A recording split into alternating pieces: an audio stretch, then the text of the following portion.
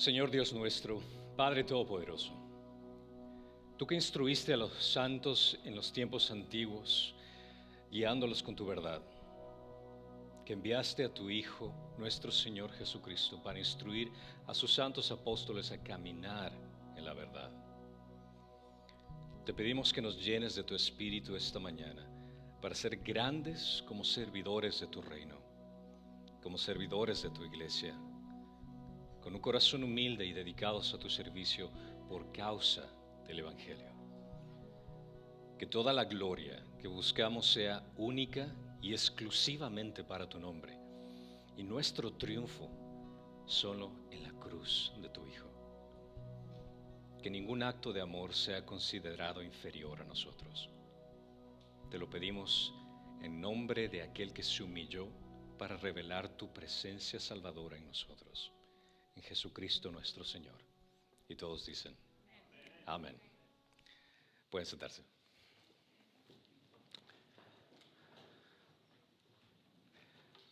Un gusto de verlos nuevamente. Si me ven aquí, abran al libro de Gálatas. Vamos a continuar con el libro de Gálatas en nuestro estudio en el capítulo 2. Gálatas capítulo 2. Aquí, veo que están emocionados en escuchar la palabra por acá. Está bien.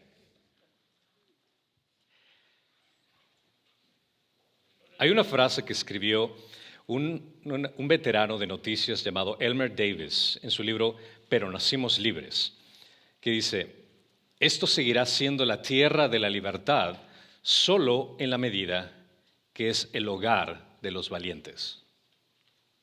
Y estas convicciones sin dudas hacen eco con el apóstol Pablo.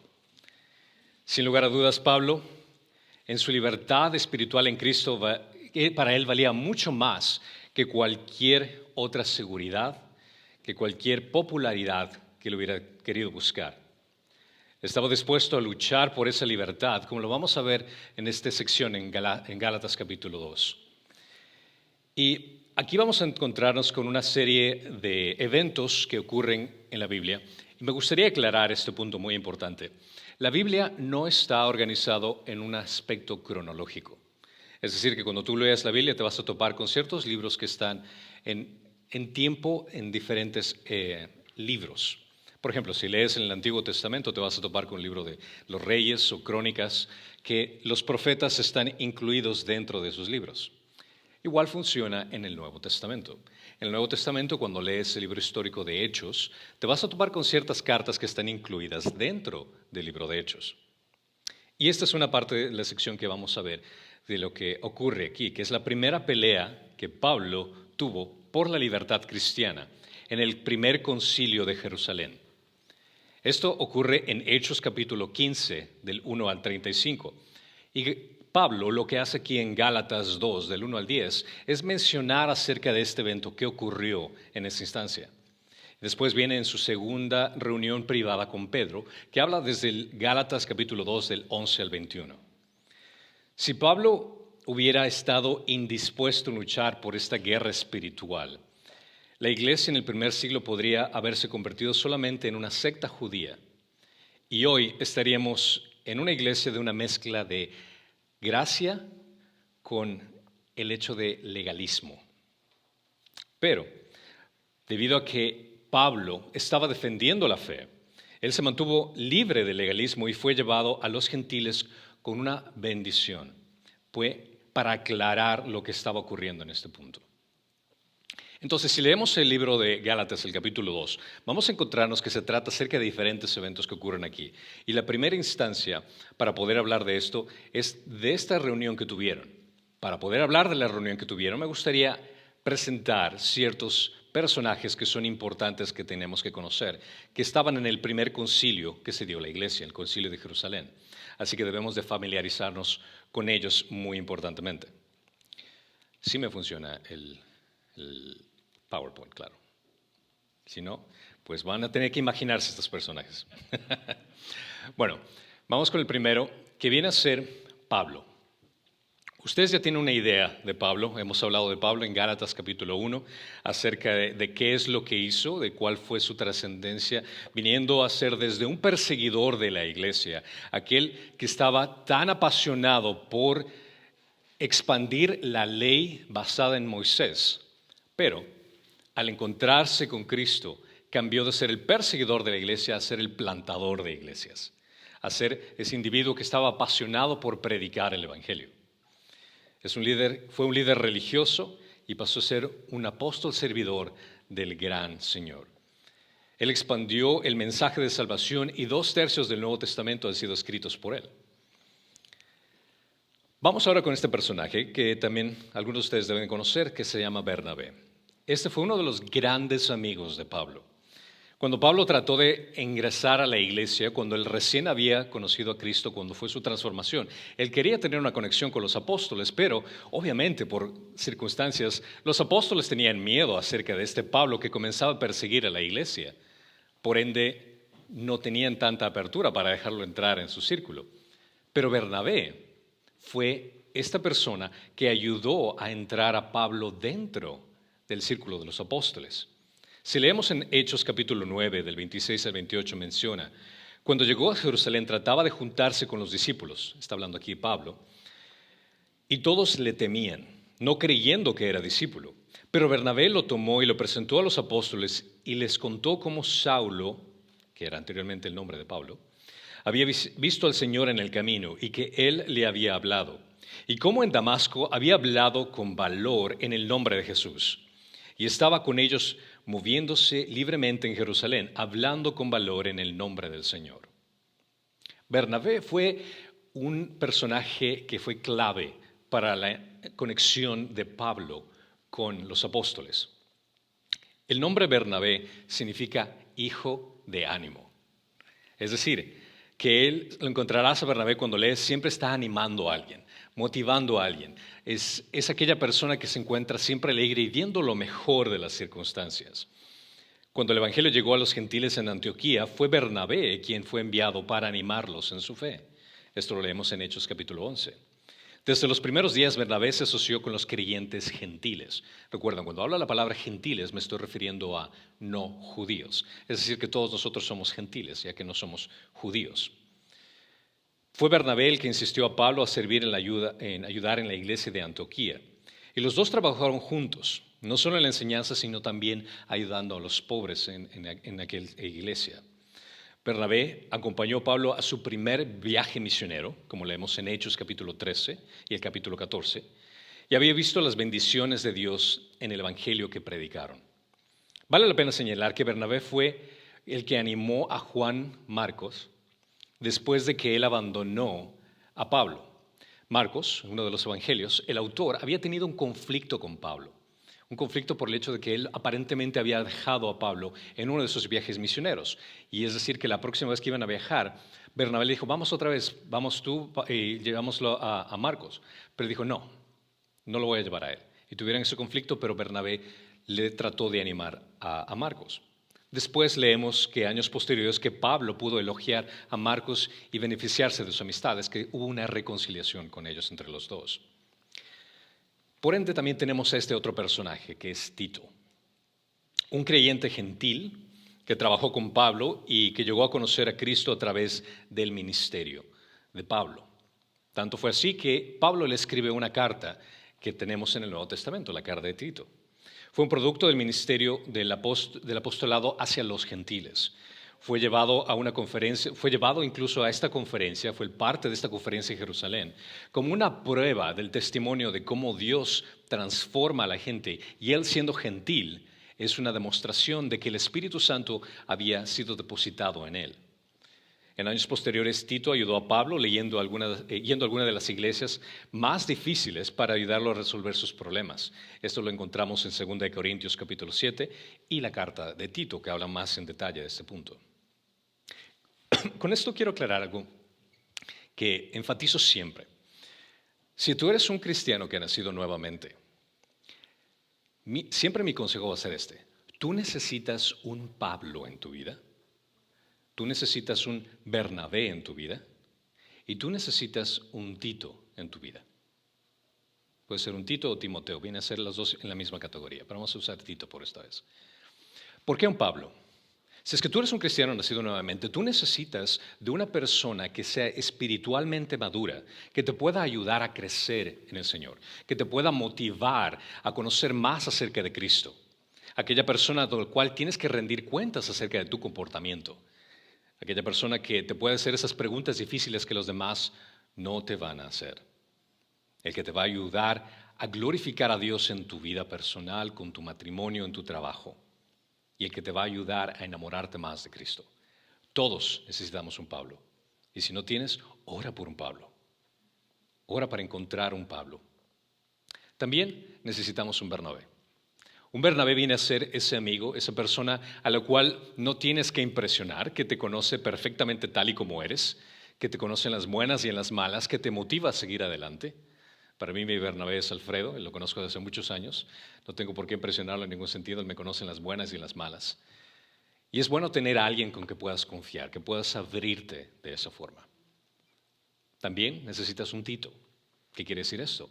Que tú necesitas buscar a alguien que puedas discipular, a una persona que le ayudes a crecer a conocer a Cristo. Es decir, que tú te conviertas en ese Pablo de aquella persona.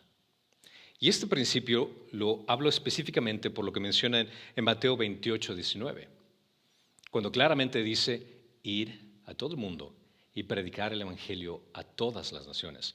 Pero enfatiza el aspecto de hacer discípulos. El hacer discípulos es parte del evangelismo. El hecho de que tú tengas que conectarte con alguien y hacerle crecer en la palabra de Dios es sumamente importante. Sumamente importante. Por ende, necesitamos un Pablo, necesitamos un Bernabé, necesitamos un Tito. Piensa al respecto quién puede ser ese Pablo, quién puede ser ese Bernabé y quién puede ser ese Tito. Y ora al respecto. ¿Quién puedes conectarte para pedirle que sea ese líder espiritual en tu vida? Obviamente, si es que eres un hombre, tienes que buscar un hombre que sea tu Tito. Si es que eres mujer, tienes que buscar una mujer que sea esa persona que te guíe. Esa persona que te guíe y esa persona que tú puedas guiar, que sea mujer. En continuando con este relato, vemos que estos tres hombres eran el grupo que representaba a la iglesia que fue a las afueras, a los gentiles. Y después nos topamos con los pilares de la iglesia que se encuentra en Jerusalén. El primero que vemos aquí es Pedro. Sabemos de su papel prominente en los evangelios, obviamente, así como lo vemos en el libro de Hechos, donde él prácticamente comienza a predicar el evangelio, como Pedro fue al que Jesús se le asignó las llaves, por el cual fue la apertura a la fe a los judíos. En Hechos 2 podemos ver esto, la apertura a la fe a los samaritanos, como podemos ver en Hechos 8, y la apertura a los gentiles, en Hechos 10. Pero vale la pena aclarar, el hecho de que cuando menciona que se le dio las llaves, no significa que él haya sido el primer papa, no significa que él fue donde se fundó la iglesia. Y para aclarar mejor este tema, me gustaría que por favor vayan a Mateo capítulo 16. Vamos a leer esto. Mateo capítulo 16.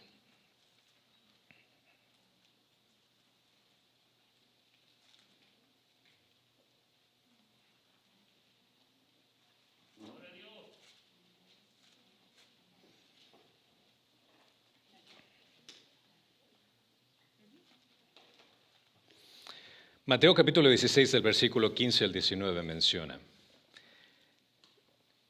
Jesús está hablando y dice, y les dijo, ¿y vosotros, quién decís que soy yo? Respondiendo Simón Pedro, dijo, tú eres el Cristo, el Hijo del Dios viviente. Y Jesús respondiendo le dijo, bienaventurado eres Simón, hijo de Jonás, porque esto no te lo reveló carne ni sangre, sino mi Padre que está en los cielos. Versículo 18. Yo también te digo que tú eres Pedro, y sobre esta roca edificaré mi iglesia, y las puertas del Hades no prevalecerán contra ella. Yo te daré las llaves del reino de los cielos, y lo que ates en la tierra será atado en los cielos, y lo que desates en la tierra será desatado en los cielos. Ahora, muchos de nosotros hemos aprendido el hecho de que aquí se menciona de que Pedro fue donde se fijó la iglesia, que es el fundador de la iglesia. Pero si extendemos muy bien acerca de cómo fue escrito este pasaje, es donde viene ya una gran importancia de aprender el idioma original en griego, que fue escrito específicamente este evangelio, que menciona un artículo definido con respecto al género. Pastor, pensé que vine a la iglesia, no a clases de gramática. Pero tiene gran importancia. ¿Por qué digo esto? Si lees en el versículo 18, dice, yo también te digo que tú eres Pedro. Tú eres Pedro está refiriéndose en el artículo de género masculino, refiriéndose a Pedro. Y después dice, y sobre esta roca edificaré mi iglesia. Interesantemente, en griego existe un artículo definido femenino aquí, que es referencia a la roca. Entonces, y sobre esta roca, refiriéndose a la declaración que Pedro había hecho, no a Pedro, sino a la declaración que Pedro había hecho, que vemos en versículo 16, tú eres el Cristo, el Hijo del Dios viviente. Entonces Dios claramente estableció que la iglesia no se estableció en Pedro, se estableció en la declaración de Pedro, que viene a ser que Cristo es el Mesías. Vale la pena ese recalcar y me gustaría que ustedes también entiendan esa información para que no se confundan, porque muchos de nosotros hemos venido de una tradición religiosa que nos enseñan que Él es el primer papa, el fundador de la iglesia. No. Aquí la declaración y donde la iglesia se fundamenta es en el hecho de que Cristo es el Mesías, no en un hombre. El hecho de que Jesús es el Salvador. Ese es el fundamento en el cual nosotros creemos y confiamos. Entonces, cuando habla aquí acerca de las llaves del reino de los cielos, las llaves del reino de los cielos viene a ser el mensaje del Evangelio. El mensaje del Evangelio es lo que ayuda a la gente a conocer acerca de Cristo. Si tú retienes las llaves para no entregársela a alguien, significa que esa persona no puede entrar. Las llaves son el Evangelio, el cual se nos ha sido otorgado a nosotros de igual manera. Cuando compartimos el Evangelio estamos dando las llaves a alguien para que pueda entrar a esa puerta. El Evangelio entender que es únicamente por Jesucristo, cuando Él dijo claramente, yo soy el camino, la verdad y la vida. Nadie puede ir al Padre si no es por mí. Volviendo nuevamente al grupo de personas que integran este punto. Vamos ahora con Juan. Juan también sabemos que los registros del Evangelio como uno de los 3 apóstoles más cercanos a Jesús. Está asociado con el ministerio de Pedro, el ministerio de la palabra dirigida exclusivamente a los judíos. El único apóstol que no murió de una forma trágica. Todos los apóstoles murieron de una forma muy difícil.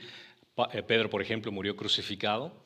Lo iban a crucificar, pero Pedro dijo, yo no soy digno de morir de la misma forma que mi Salvador, así que crucifíqueme boca abajo. Otros murieron atravesados por lanzas. Juan tuvo que pasar por una situación que fue puesto en como una especie de, imagínate, una olla de aceite hirviendo, pero no murió. Fue salvado a pesar de todo eso. Fue el único que no murió. Después continuamos otro personaje que estaba dentro de este concilio y quizás el que necesita un poco más de introducción, que es Jacobo, también conocido como Santiago. Él era hermano de Jesucristo. Y no debe confundirse con el apóstol Santiago, que fue muerto por Herodes, como lo leemos en Hechos capítulo 12, del 1 al 2. A ver, pastor, ¿me acabas de decir que Santiago, él era hermano de Jesús? Ya. El registro de los evangelios indica que María y José tuvieron otros hijos e hijas. Y Santiago estaba entre ellos. Si quieres más referencia al detalle, puedes tomar tus notas en Mateo capítulo 13, 55, claramente dice, ¿no es este el hijo del carpintero? Aquí están viendo judíos que están hablando acerca de Jesús y Jesús está ahí presente y asombrados acerca de lo que él estaba haciendo. Dice, ¿no es este el hijo del carpintero? ¿No se llama su madre María y sus hermanos Jacobo, José, Simón y Judas? Claramente está diciendo quiénes son los hermanos de Jesús. Ahora, me he encontrado a veces en debates con personas católicas que mencionan, no, pero es que esa palabra hermano significa primos. Lo siento, pero cuando lees en griego, adelphos, que es en griego, habla específicamente de hermanos nacidos de sangre, ya sea de madre o padre. Y nuevamente, no solo Mateo lo dijo esto, sino que Marcos también lo menciona en capítulo 6, versículo 3. ¿No es ese el carpintero, el hijo de María y hermana de Jacobo, que viene a ser Santiago, José, Judas y Simón? ¿No están sus hermanas aquí con nosotros? Y se escandalizaban a causa de él. Es decir, que Jesús tuvo medios hermanos y medias hermanas. Podemos contar aquí, por lo menos tuvo 4 hermanos y por lo menos 2 medias hermanas. No sabemos los nombres de las hermanas, pero al que voy es el hecho de que Jesús haya tenido medios hermanos y hermanas no afecta en lo absoluto su trabajo, no afecta en lo absoluto su divinidad. El hecho de que haya tenido parientes no quita nada de que él siga siendo el Mesías, el Salvador. Ahora, esto afecta a la percepción incorrecta que se tiene acerca de María.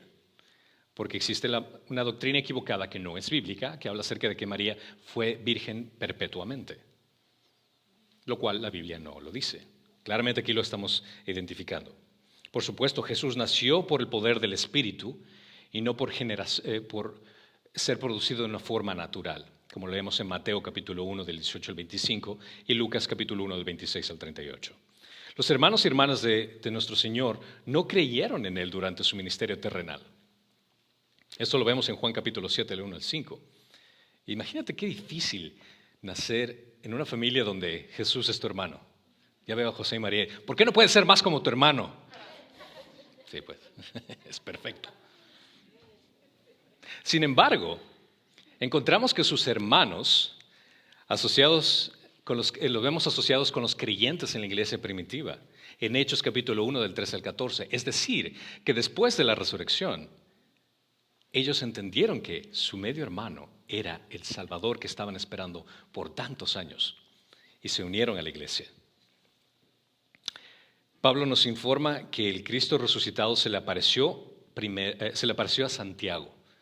Jesús se apareció a su medio hermano, se reveló a su medio hermano.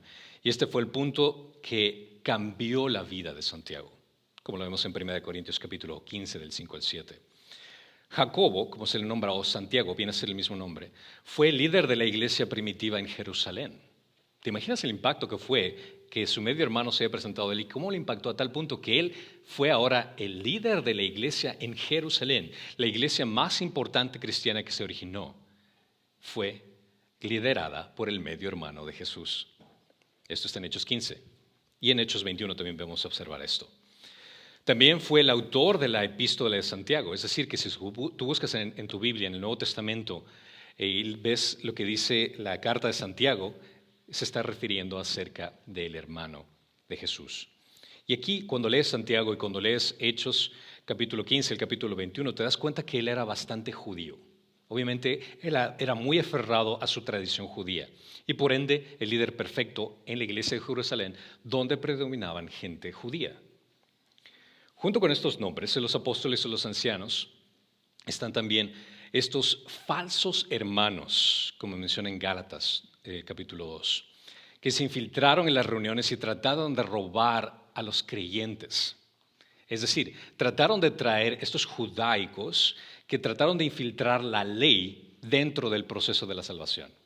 Es decir, sí, si quieres nacer nuevamente, confía en Cristo, pero también tienes que aferrarte a la ley. Tienes que hacer las cosas de la ley. Sin lugar a dudas, estos eran algunos de los judaizantes que habían seguido a Pablo en diferentes iglesias.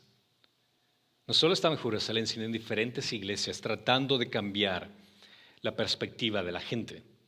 El hecho de que Pablo los llame falsos hermanos indica que no eran verdaderos cristianos, sino que solo se hacían pasar por tales. Si es que esto ocurrió en la iglesia primitiva, déjame decirte que en este cuarto tenemos creyentes y no creyentes. En esta sala hay personas que tal vez han venido por muchos años y tal vez no sean creyentes. Si es que esto ocurrió en la iglesia primitiva, también está ocurriendo en este momento. Y si te digo esto, no es para asustarte, sino para realmente hacerte caer en cuenta si realmente tienes una relación con Cristo. Porque el hecho de que vengas a la iglesia, eso no te hace ser cristiano. El hecho de que tú hayas nacido en una familia cristiana tampoco te hace ser cristiano. Dios tiene hijos, pero no tiene nietos. Es que alguna vez escuchas que yo he nacido en una familia cristiana, yo he sido cristiano desde que nací. Discúlpame, pero eso no es posible. Una persona que nace nuevamente tiene que venir en convicción personal ante Dios, con un corazón arrepentido, confiando única y exclusivamente en lo que Cristo ha hecho por él. El hecho que murió en la cruz por él o por ella. Y recibiéndolo como su Señor y Salvador. Así que cuando llegues al cielo, te vas a sorprender de aquellos que vas a ver ahí. De la misma forma que te vas a sorprender de aquellos que esperabas verlos ahí y no están. ¿Y por qué digo esto? Porque esto es algo que aclara en Mateo capítulo 7, del 21 al 23. No todo el que me dice Señor, Señor entrará en el reino de los cielos, sino el que hace la voluntad de mi Padre que está en los cielos. Muchos me dirán en aquel día, Señor, Señor, no profetizamos en tu nombre, y en tu nombre echamos fuera demonios, y en tu nombre hicimos muchos milagros. Y entonces les declararé, jamás os conocí. Apartaos de mí, los que practican la iniquidad. Si solo leer eso me da escalofríos. El pensar de que tu religiosidad es lo que te salva cuando estás actuando y pretendiendo ser algo que no eres. Que Jesús te diga, apártate de mí, no te conozco. Tú eres un simple actor, pero yo no te conozco. Te lo dejo para que medites. Si estoy hablando con un cristiano, dentro de él te vas a sentir seguro sabiendo que sí, yo sé quién soy en Cristo y no tengo ningún problema. Pero si es que lo que te estoy diciendo te incomoda, qué bueno. Y espero que sea el Espíritu Santo que te traiga esa convicción de venir a Cristo y entregarle tu vida por completo. No a medias, no una cierta sección y que solo eres cristiano y hablas de Dios únicamente los domingos cuando actúas como huérfano el resto de la semana. Entonces, este es el elenco de personajes que se hablan en Hechos capítulo 15 y junto con Gálatas 2, el 1 al 10, donde habla acerca de la historia completa del evento. Bueno, eso fue la introducción. Ahora sí vamos a Gálatas capítulo 2. Gálatas capítulo 2, del 1 al 2. Entonces, después de 14 años, subí otra vez a Jerusalén con Bernabé, llevando también a Tito. Subí por causa de una revelación y les presenté el evangelio que predicó entre los gentiles. Pero lo hice en privado a los que tenían alta reputación, para cerciorarme de que no corría ni había corrido en vano. Aquí vemos a Pablo y Bernabé, que regresaron de Antioquía en su primer viaje misionero y emocionados acerca de lo que Dios había hecho, de cómo el evangelio había alcanzado a los gentiles y gente se estaba transformando y confiando en Cristo. Pero los legalistas judíos en Jerusalén estaban molestos con este informe. No les gustaba la idea de que un gentil, aquel que no haya seguido la ley, aquel que no haya hecho sacrificios, aquel que no cumple con las modalidades religiosas que ellos tenían, sea salvo. Llegaron a Antioquía y enseñó en efecto que un gentil tenía que convertirse. Ellos, los judíos, estos judaizantes, iban a las iglesias a decir que tienes que convertirte primero a la ley judía para poder ser cristiano. Esto menciona incluso en Hechos capítulo 15, uno que dice, y algunos descendieron de Judea y enseñaban a los hermanos, si no os circuncidáis conforme al rito de Moisés, no podéis ser salvos. La circuncisión que exigían los gentiles fue un importante rito judío que se transmitió desde la época de Abraham. Si lees en Génesis capítulo 17, la circuncisión era la señal que tenían los judíos para identificarse físicamente de que eran el pueblo escogido de Dios. Es decir, que si es que alguien quería ser parte de este pueblo escogido de Dios, tenía que pasar por ese proceso de circuncisión, y no voy a entrar en detalles de lo que es circuncisión, si quieres hacer un Google para que tengas una idea, para poder ser parte del pueblo judío.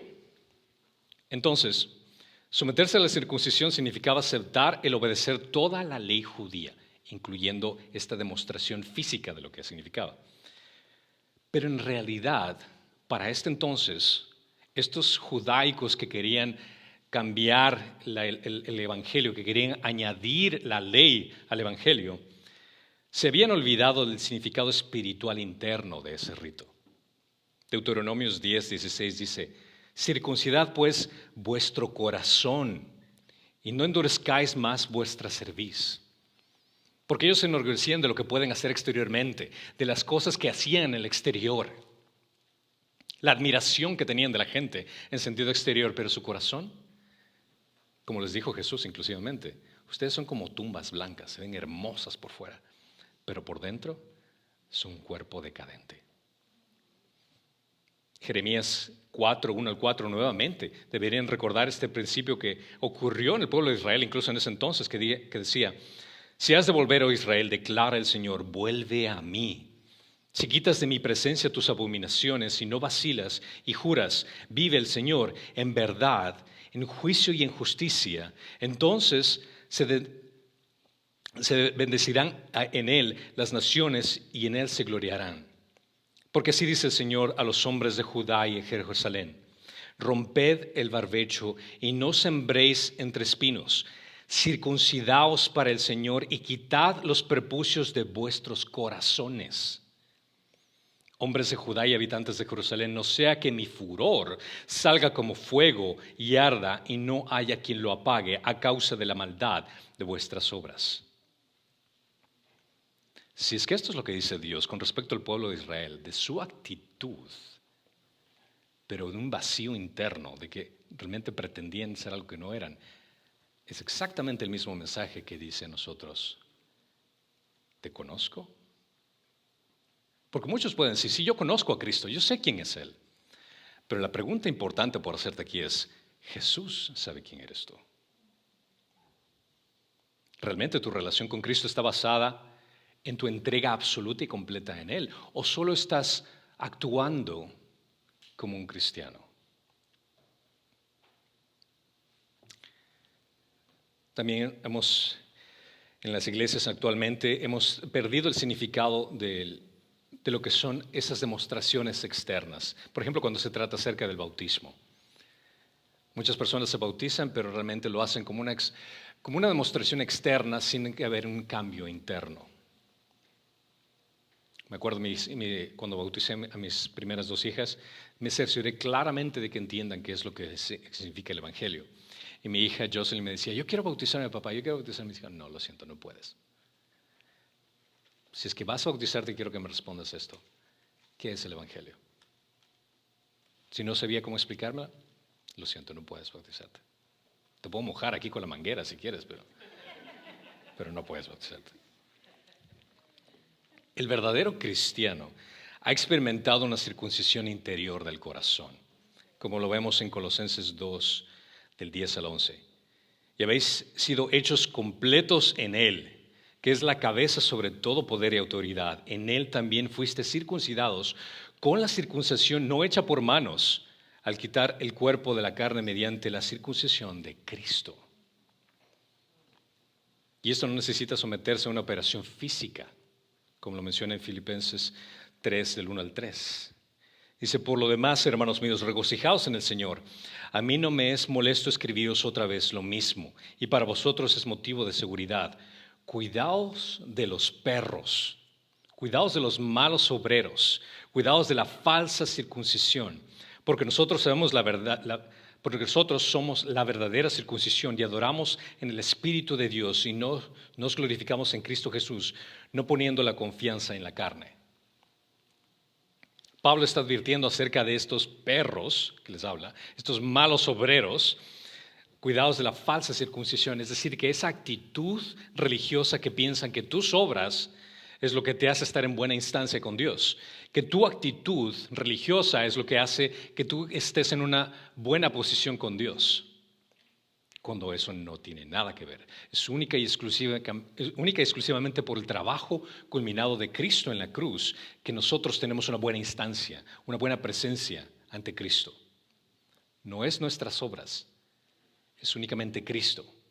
Y aquel que diga que tienes que hacer obras para ganarte el cielo estaría considerado entre esta categoría de malos obreros.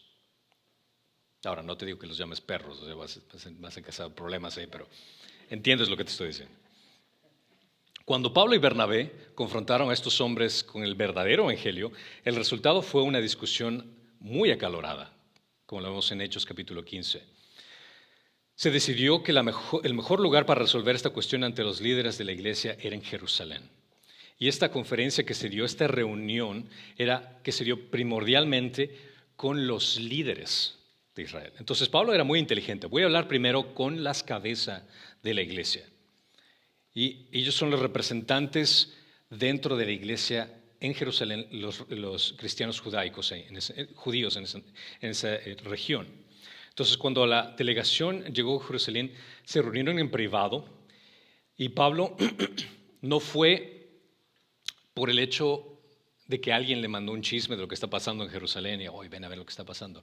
Esta parte es lo que me encanta, lo que dice aquí, es el hecho de que subió por revelación. Me encanta el sentir que Dios es el que está protegiendo a la iglesia. Dios es el que se encargó de velar la iglesia desde el inicio, incluso hasta el día de hoy. Así que no tenemos que preocuparnos por las cosas, siempre y cuando Dios traiga convicción a la gente para poder ofrendar, para poder servir, para poder ser parte de una iglesia. No tenemos por qué preocuparnos. Dios se va a encargar de esta iglesia como cualquier otra. Si es que Dios quiere cerrar esta iglesia, gloria a Dios, es decisión de Él. Si Dios quiere continuar esta iglesia, gloria a Dios, es decisión de Él. Y la convicción viene de Él. Y Él protege a su iglesia. Y el Señor le dio sabiduría para reunirse primero con los líderes que pueda presentar este caso acerca de esta idea de traer la ley. Cuando nosotros meditamos en la palabra de Dios, cuando nosotros memorizamos la palabra de Dios, es impresionante cómo Dios trae en el momento adecuado la sabiduría para poder usar esta espada de doble filo en el momento apropiado. Y es exactamente que honramos a Dios cuando nos mantenemos firmes en la verdad de su palabra en contra de la obstinada oposición y los engaños del mundo. Déjame repetir esto. Honramos a Dios cuando nos mantenemos firmes en la verdad de su palabra contra la obstinada oposición y engaños del mundo. Gálatas 2:2 continúa: subí por causa de una revelación y les presenté el evangelio que predicó entre los gentiles, pero lo hice en privado a los que tenían alta reputación para cerciorarme que no corría ni había corrido en vano. Ahora, ¿qué quiere decir esto que corría o no corría en vano? ¿Eso quiere decir que Pablo no estaba seguro de su mensaje, no estaba seguro de su ministerio? No, eso no tiene nada que ver en lo absoluto. Su conducta en el camino cuando estaba yendo a esta conferencia no tenía que ver con la duda con respecto al evangelio.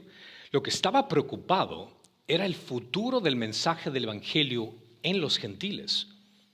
Si es que esto estaba ocurriendo en la iglesia de Jerusalén, y si es que se iba a establecer de que no, tienes que ser cristiano si es que cumples la ley más Cristo, eso iba a dañar a su ministerio a los gentiles.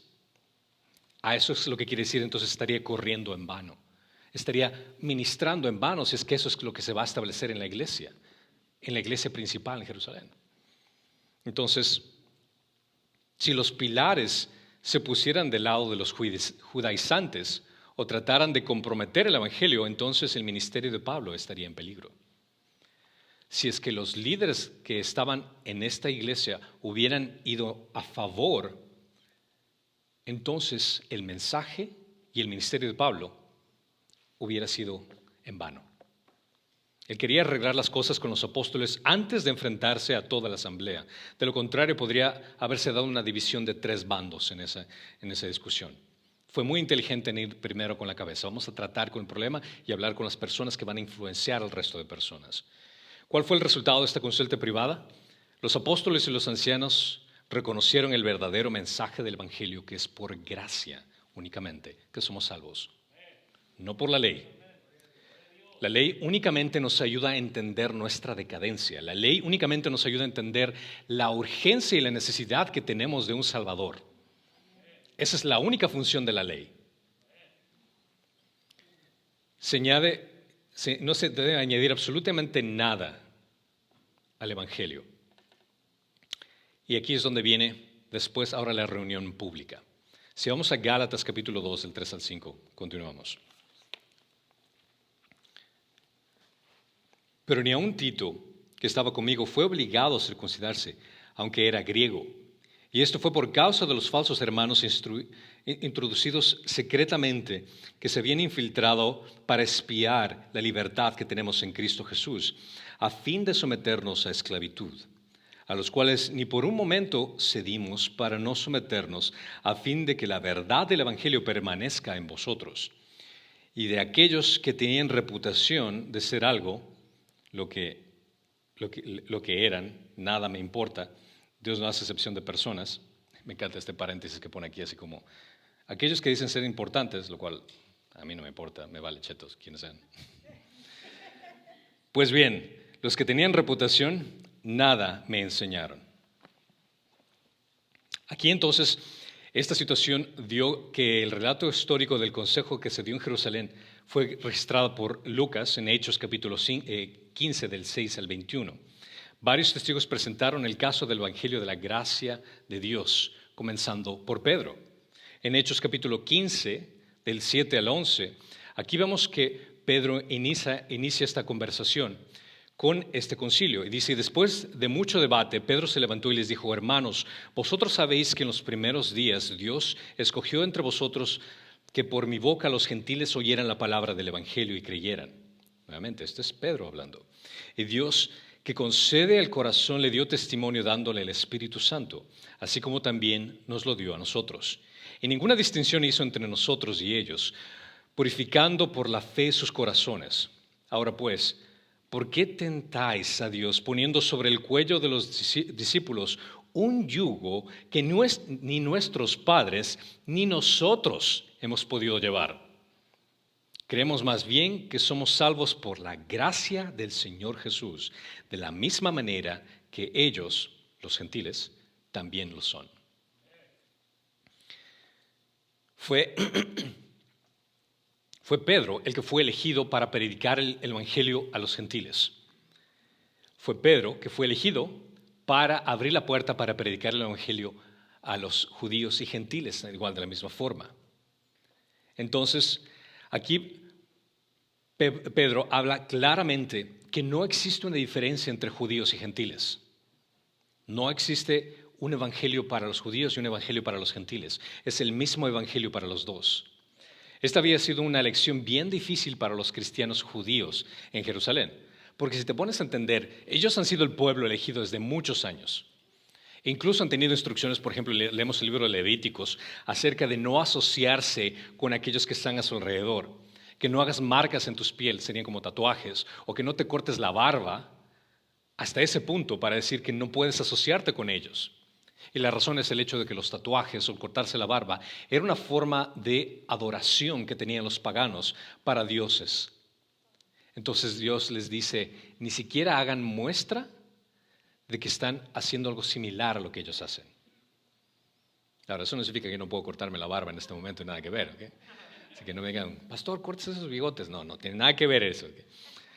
A lo que voy es el hecho de que ellos, los judíos, tenían esa mentalidad desde mucho antes de el hecho de que tenían que ser exclusivos. Cuando llega Cristo y el mensaje se habla para los gentiles, puedes entender qué difícil sea el hecho de, como ahora también ellos están incluidos, aquellos paganos, aquellos que sacrifican a sus bebés, aquellos que fornican en diferentes formas, aquellos que tienen diosas, aquellos que tienen templos para prostitutas, ellos también son salvos. También ellos son. Porque la gracia de Cristo es expandida para todos los pecadores, porque todos hemos pecado y necesitamos de Dios. Es su muerte en la cruz que Jesús pudo derribar esas barreras entre judíos y gentiles, como hemos estudiado en Efesios capítulo 2, ya que para Cristo no hay diferencias raciales. Gálatas 3:28 dice, no hay judío ni griego, no hay esclavo ni libre, no hay hombre ni mujer, porque todos sois uno en Cristo Jesús. Como cristianos, para nosotros el racismo es un pecado. Eso es un pecado. Y no necesitamos ninguna bandera que venga a traer el mundo para decirnos eso. No necesitamos asociarnos con alguna organización o grupo político que nos diga que el racismo está mal. En primer lugar, el racismo es una idea que viene del mundo. El racismo, la idea del racismo viene a ser de la evolución. Si es que llegamos a este mundo por el proceso de la evolución, significa que unos seres humanos son menos evolucionados que otros. Por ende, ya sea que seas negro, hispano, de color, piel tostada, eso significa que tal vez tú eres menos evolucionado que un blanco. Esa idea viene de la evolución. Ahora, el mundo trae esa idea, y el mundo quiere decir, no, eso está mal. Cuando nosotros al estar en Cristo podemos decir, eso yo te hubiera dicho desde el principio. Porque Dios creó al hombre a su imagen y semejanza. El racismo para nosotros es un pecado. Y ahora, con esto quiero aclarar que nosotros no es que no vemos colores, ¿no? Que vemos todos iguales. No, entendemos que existen culturas diferentes y apreciamos cada una de las culturas dentro de la misma familia que somos en Cristo. Entonces, no necesitamos que el mundo nos enseñe algo que nosotros de por sí tenemos que enseñar al mundo. En su discurso de la conferencia, Pedro deja en claro que solo hay un camino de salvación, la fe en Jesucristo. Entonces, Pablo y Bernabé comenzaron a hablar en la asamblea lo que Dios había hecho al pueblo, con el pueblo gentil, en Hechos capítulo 15, 12, y que dieron ese informe misionero de lo que había ocurrido. Pero los falsos hermanos que estaban allí debieron haber debatido con Pablo y Bernabé, pero los dos soldados estuvieron firmes. No se doblegaron ante la verdad. Hablaron acerca del Evangelio. Pablo quería que la verdad del Evangelio continuara entre los gentiles. En Gálatas 2:5 decía, a los cuales ni por un momento cedimos para no someternos a fin de que la verdad del Evangelio permanezca con vosotros. Parece que Tito Tito fue prácticamente como ese ejemplo. Mira, el Evangelio está siendo dado a los gentiles. Y los gentiles están transformados. Por ejemplo, para muestra un botón, aquí te presento a Tito. Tito es un hombre que ha nacido nuevamente, que el Espíritu Santo está transformando su vida y está glorificando a Dios. Ahora, si los judaizantes afirmaban que te necesitabas la ley, Tito entonces no era un creyente. Para los judaizantes, Tito no era salvo, pero Tito era un hombre salvo, porque dio evidencia que el Espíritu Santo había transformado su vida. Así que los judaizantes estaban equivocados. En este punto me gustaría aclarar acerca de, si es que alguna vez has leído de Pablo en relación con Timoteo. Timoteo fue otro de los discípulos de Pablo, que estuvo con Pablo por muchas misiones. Pero aquí hay una situación, porque Tito no fue circuncidado, pero leemos que Timoteo fue circuncidado. Qué extraño. Entonces, esto quiere decir que existe una incoherencia en que por qué él sí fue circuncidado y por qué Tito no fue circuncidado.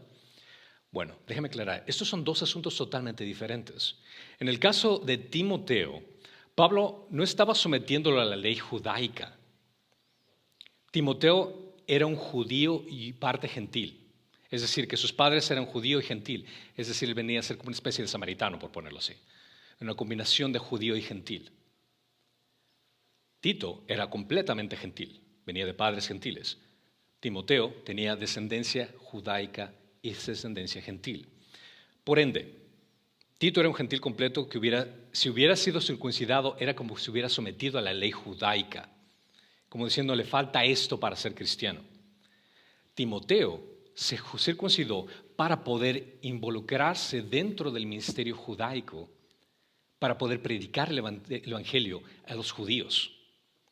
Entonces, la razón por la cual Timoteo se circuncidó fue para poder expandir su ministerio al pueblo judío. No fue para hacerse cristiano, fue para que al hacerlo tenga cabida a entrar en un ministerio más amplio. Así que son totalmente diferentes. Si alguna vez te topas con esto, no es que sea una incoherencia. Tito no fue circuncidado porque no necesitaba ser circuncidado para ser cristiano. Timoteo tampoco necesitaba ser circuncidado para hacerse cristiano, pero sin embargo él lo hizo para poder alcanzar a los judíos, ya que era medio judío y los judíos no lo aceptaban. Necesita ser circuncidado para poder alcanzar a los demás. Eso incluso te da una idea y un mensaje acerca de cómo Pablo incluso intentó adaptarse a las demás personas para poder introducir el mensaje del Evangelio. Nunca comprometió el mensaje del Evangelio, pero hacía lo que sea necesario para que el Evangelio sea predicado donde se necesita escucharlo. Santiago, el líder de la iglesia, dio su resumen de los argumentos y dio la conclusión a toda esta situación. Tan judío como era Santiago, dejó claro que los gentiles no tienen por qué convertirse en cristianos por medio de normas legalistas. Es única y exclusivamente por Cristo. Los judíos y los gentiles se salvan de la misma manera, mediante la fe en Cristo. Santiago luego pidió a la asamblea que aconsejara a los gentiles a que no hicieran nada que pudiera ofender a los judíos. ¿Qué quiere decir? Santiago clarificó: eres salvo únicamente por Jesucristo, confiando única y exclusivamente en Él, no la ley. Pero te voy a pedir algo, gentil. Por favor, camina en una forma que no haga tambalear al judío. Por ende, abstente de ciertas cosas, como comer de carne a ídolos o fornicación o cosas por el estilo, que por ende es una actitud cristiana, que debes evitar de ese tipo de pecados.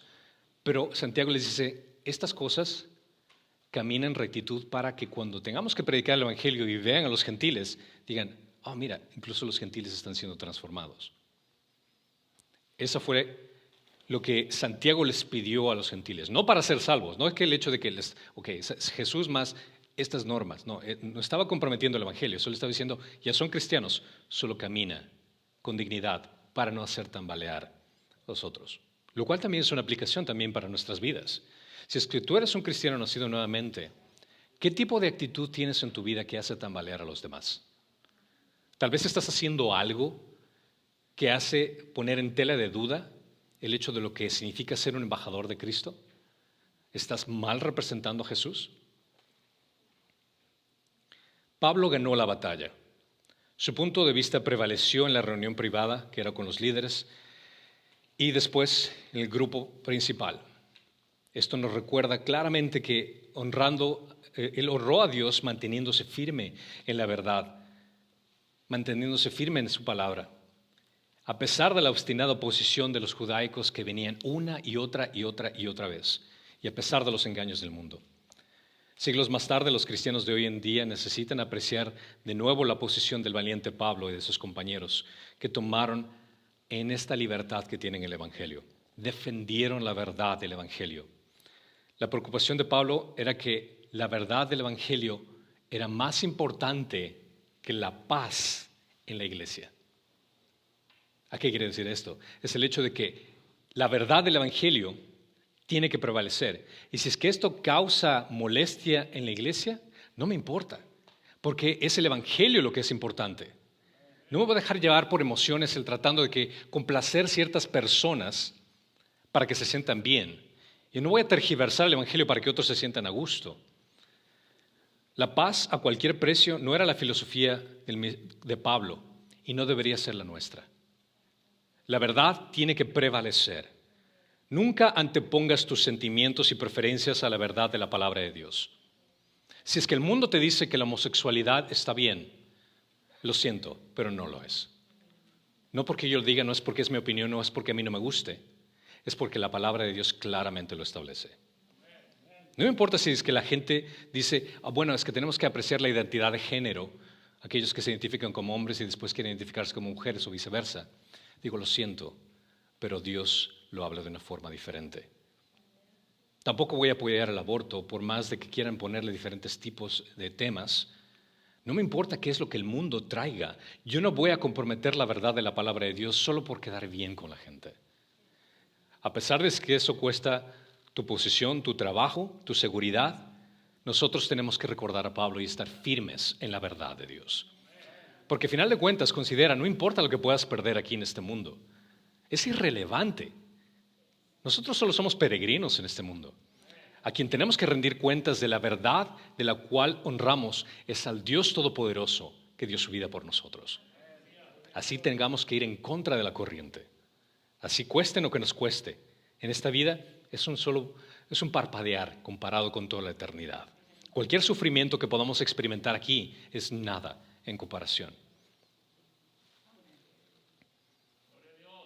Desde la época de Pablo, los enemigos de la gracia han estado tratando de agregar algo al sencillo evangelio de la gracia de Dios. Nos dicen que un hombre es salvo si es que haces buenas obras, si es que cumples los mandamientos, si es que te bautizas, si es que eres miembro de la iglesia, si es que haces rituales religiosos. Pero Pablo deja muy claro que todos estos pensamientos están equivocados. De hecho, Pablo pronuncia una maldición sobre cualquier hombre o cualquier ángel que predique un evangelio diferente al evangelio de la gracia de Dios. Esto es algo serio. El alterar el evangelio es algo muy, muy serio. Y por último, Gálatas capítulo 2, del 6 al 10 concluye. Y de aquellos que tenían reputación de ser algo, pero que no lo eran, nada me importa, Dios no hace acepción de personas. Pues bien, los que tenían reputación nada me enseñaron, sino al contrario, al ver que se había encomendado el evangelio a los de la incircuncisión, así como Pedro lo había sido a los de la circuncisión. Porque aquel que obró eficazmente con Pedro en su apostolado a los de la circuncisión, también obró eficazmente para conmigo en mi apostolado a los gentiles. Y al reconocer la gracia que se me había dado, Jacobo, Pedro y Juan, que eran considerados como columnas, nos dieron a mí y a Bernabé la diestra de compañerismo para que nosotros fuéramos a los gentiles y ellos a los de la circuncisión. Solo nos pidieron que nos acordáramos de los pobres, lo mismo que yo estaba también deseoso de hacer. Los judaizantes esperaban que los líderes de la iglesia de Jerusalén no estuvieran de acuerdo con Pablo. Por el contrario, Pablo deja en claro que él mismo no estaba impresionado con las credenciales de estos líderes religiosos. No estoy hablando acerca de Juan, de Pablo, sino de aquellos judaizantes. Los confrontó y dejó muy claras las cosas. Y Pablo no tenía ninguna preocupación en ese sentido. Puede que no nos guste la confrontación, pero debemos ser sabios y valientes para enfrentar las mentiras y el engaño.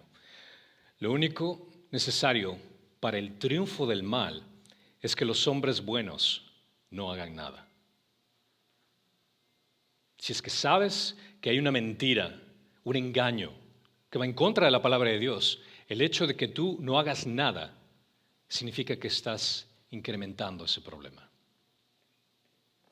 Tenemos que honrar a Dios cuando nos mantenemos firmes en la verdad de su palabra, en contra de la obstinada oposición y los engaños del mundo. No solo esta asamblea definió claramente, estableció lo que el Evangelio decía, sino que también dijo a los opositores de Pablo que esto no se va a admitir en la iglesia. ¿Se podría añadir el mensaje al Evangelio? No, en lo absoluto, no se añade absolutamente nada. Todos somos uno en Cristo, sea judío o gentil. El Evangelio nos une. Sin embargo, los líderes reconocieron que Dios había asignado diferentes ministerios. Había un ministerio para los judíos y había un ministerio para los gentiles. Pedro estaba a cargo, al igual que Santiago y Juan, estaba a cargo del ministerio de los judíos. Pablo, Bernabé, Tito, Timoteo comenzaron a enfatizarse en el ministerio de los gentiles. Por lo tanto, cuando se habla acerca del evangelio de circuncisión y el evangelio de la incircuncisión, no se está hablando de dos mensajes diferentes. Se está hablando de dos ministerios diferentes con un enfoque central que viene a ser Cristo únicamente, por gracia del regalo de salvación que nos da. Entonces, esto no significa tampoco que Pablo no estaba interesado en los judíos. Leemos claramente Pablo en Romanos 9, del 1 al 3, que él estaba dispuesto incluso hasta dar su vida, de ser necesario, para que sus hermanos judíos puedan conocer a Cristo. Y él, cada vez que viajaba, el primer lugar donde ingresaba era una sinagoga, porque estaba interesado que sus hermanos judíos entendieran el mensaje. Pero como no lo hicieron, ahí se ven ustedes, me voy a los gentiles. Y los gentiles estaban deseosos de escuchar ese mensaje. Lo aceptaron a manos abiertas. Necesitamos de ese Salvador, necesitamos de ese Señor, de esa misericordia de Dios. Tampoco Pedro estaba excluido de los gentiles. Si recuerdan, Pedro fue el que inició la conexión con los gentiles cuando Dios le había dado esa oportunidad de hacerlo. Este concilio en Jerusalén comenzó con una gran posibilidad de división y disensión. Sin embargo, terminó en cooperación y acuerdo. Mirad cuán bueno y cuán agradable es que los hermanos habiten juntos en armonía. Salmo 133:1. Quizás necesitamos practicar algo de esta misma cooperación el día de hoy. No solo en esta iglesia, sino en varias iglesias. Necesitamos reconocer el hecho de que Dios llama a las personas a diferentes ministerios en diferentes lugares.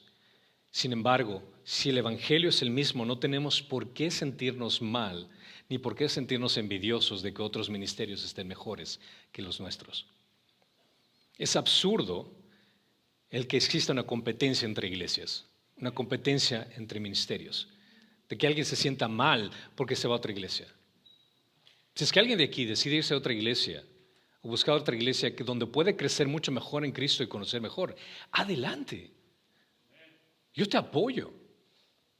Yo no tengo ningún reparo en que lo hagas. Al contrario, si es que eso te va a ayudar a que glorifiques más a Dios, adelante. Si es que la iglesia tal vez que está más abajo en la esquina está glorificando a Dios y la gente está convirtiéndose, apoyaría de sobremanera esa iglesia. La idea es dónde estás creciendo, dónde estás conociendo más de Cristo, dónde tu vida está haciendo un impacto, no solo en tu familia, sino en tu iglesia, en tu comunidad. Pedro fue un gran hombre y quizás el principal apóstol. Sin embargo, él rindió gustosamente el ministerio a Pablo. Como leíamos en Gálatas 1, Pablo estaba primero involucrado en su ministerio, pero no tengo ningún problema en asociarse con los demás apóstoles. A pesar de que esta reunión, este primer concilio de la iglesia, fue para evitar que se dieran los problemas permanentes, los judaizantes no se dieron por vencido, pero persistieron en interferir en el trabajo de Pablo e invadiendo las iglesias que él fundó. Pablo llevó las buenas nuevas de la decisión del concilio a las iglesias de Antioquía, a la iglesia de Siria, de Cilicia y a las otras áreas que había ministrado. Pero los judaizantes le siguieron los talones. Y él los trataba, estos perros aulladores, como dice Filipenses 3:1-13. Comenzaron en Antioquía, donde incluso persuadieron a Pedro a su causa. Imagínate que estos judaizantes incluso lograron cambiar un poco la perspectiva de Pedro. Y esto habla en el capítulo 2, en el versículo 11, que va a ver la próxima vez que vemos este libro. Los judaizantes fueron a las iglesias de Galacia a sembrar las semillas de la discordia. Y por eso Pablo tuvo que escribir esta carta que hoy estamos estudiando. El telón se cae, el drama termina, pero el telón se va a volver a subir. Siempre vamos a encontrar divisiones, siempre vamos a encontrar conflictos, siempre va a haber tribulaciones, habrá oposiciones en la iglesia. No existe una iglesia perfecta, no lo existe. Y si encuentras una, por favor, no te unas a esa iglesia porque la vas a dañar. El punto es, ¿estás dispuesto a glorificar a Dios donde Él te puso y a permanecer firme en la verdad? Eso es lo que debemos imitar. Esa verdad que encontramos únicamente en Él y estar firmes a pesar de la oposición. Amén. Oremos. Señor Jesucristo, hemos sido llamados a seguir una verdad que va en contra de una torrente de mentiras y engaños que ocurren tanto dentro como fuera de la iglesia. Estamos llamados al desafío de seguir tu verdad en amor, aunque vayamos en contra de la corriente. Señor, te pedimos que nos des el regalo de tu gracia y sabiduría para cumplir este llamado con gozo y alegría, para que el mundo se regocije en tu verdad transformadoras de vida. Haznos uno en la iglesia, como tú eres uno, con el Padre y el Espíritu Santo, esta hermosa Trinidad eterna que vive en armonía y comunión armoniosa.